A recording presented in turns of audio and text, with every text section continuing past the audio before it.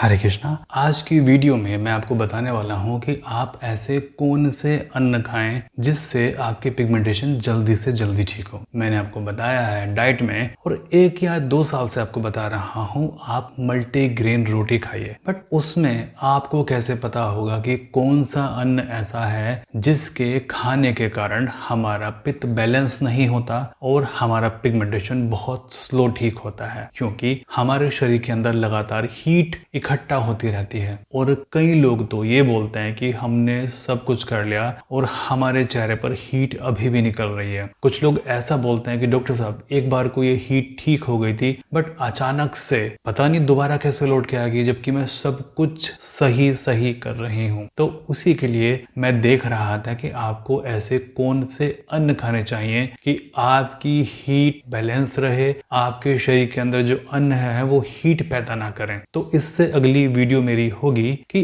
ऐसे कौन से तेल आपको खाने में खाने चाहिए जिसकी वजह से आपकी पिगमेंटेशन जल्दी ठीक हो, और ऐसे कौन से तेल छोड़ देने चाहिए जिसके कारण से आपकी पिगमेंटेशन बढ़ रही है। तो ठीक है, यहाँ पर मैं बताता हूँ कि कौन से अन्न ऐसे हैं जिनको खाने से आपकी पिगमेंटेशन जल्दी से जल्दी ठीक होगी। ठीक है, आप खा सकते हैं ज्वार और गेहूं और बासमती चावल। ठीक है, जैसे आपने गेहूं, ज्वार और जौ मिला लिया। मैं पहले क्या बोलता था, जो बाजरा, चना, मक्का, ज्वार, ये आप मिला लीजिए। बट आपको क्या करना है, आपको केवल जौ लेनी है, ज्वार लेनी है और गेहूं लेना है। अगर ये भी 3 अन्न आप लगातार 12 महीने खाएंगे तो आपका ऑटोमेटिकली पित्त बैलेंस होता चला जाएगा। ठीक है, आप ये सारी चीजें करना शुरू कीजिए तो आपको इससे भी इफेक्ट आएगा, क्योंकि देखिए बूंद बूंद से सागर भरता है। तो अगर आप थोड़ा थोड़ा करके प्रयास करेंगे, चीजों में थोड़ा थोड़ा सा बदलाव करेंगे तो आपको लाभ अवश्य मिलेगा। ठीक है, अब बासमती चावल आप खा सकते हैं उसमें। तो ये 4 चीजें थी। देखिए, हमारी जो मेन चीज होती है खाने वाली, वो होती है अन्न। हम सुबह को रोटी खा सकते हैं, पराठा खा सकते हैं, पूरी खा सकते हैं, है ना। ये तो हमें खाना ही खाना है। तो इसमें क्या ऐसी चीज है जो कि हम अधिक खा सकते हैं? तो मैंने आपको बताया जो ज्वार और गेहूं, ये आप अधिक खाइए। और क्या नहीं खाना है और बिल्कुल नहीं खाना है वो आप सुन लीजिए। आपको नहीं खाना है बाजरा, मक्का, कुट्टू का आटा, राई और ब्राउन चावल यानी कि ब्राउन राइस।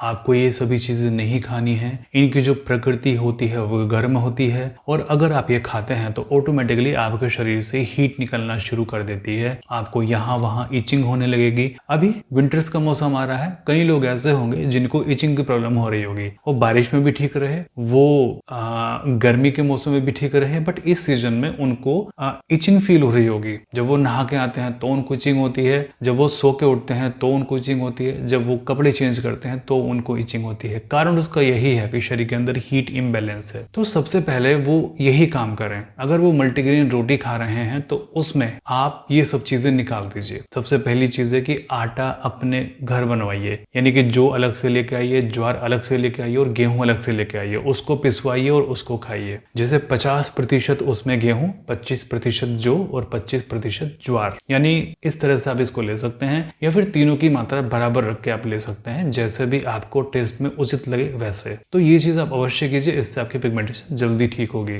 तो इसी तरीके से मैं आपको छोटी छोटी चीजों के बारे में अपडेट करूंगा कि क्या चीज खाने से आपको प्रॉब्लम्स होती हैं। अब बात आती है कि जिनका शरीर वात प्रकृति का है या कफ प्रकृति का है। वात प्रकृति कैसे पता लगेगा? जिनका शरीर दुबला पतला है, जिनका शरीर ठंडा रहता है, जिनका चेहरा सूखा हुआ रहता है, हमेशा बॉडी सूखी रहती है उनकी। सूखा मतलब ड्राइनेस उनको रहती है, यानी कि उनकी प्रकृति वात प्रकृति है। उनके बाल एकदम सूखे सूखे रहते हैं। तो उनको क्या करना चाहिए? उनको कौन सा अन्न खाने चाहिए? उनको वो अन्न खाने चाहिए जो कि उनको कफ को बढ़ाते हैं और जो उनके पित्त को बढ़ाते हैं। तो ऐसे कौन से अन्न है जो खाने चाहिए? यही चीज है बाजरा, मक्का और गेहूं। यानी कि अगर आपकी प्रकृति कफ है और बात है तो आपको गेहूं, बाजरा और मक्का की रोटी खानी चाहिए। ठीक है, आपको अंतर समझ में आया? और जिनकी कॉम्बिनेशन स्किन है उनको तो जो ज्वार और गेहूं ही खाना चाहिए। जिन लोगों को मोटे मोटे पिंपल्स निकलते हैं, यानी कि सिस्ट वाले पिंपल इतने मोटे मोटे, और जिनको रेडनेस होती है पिंपल के बाद में, है ना, उनको खाना चाहिए जो ज्वार और गेहूं। ये चीज आप लिख लेना।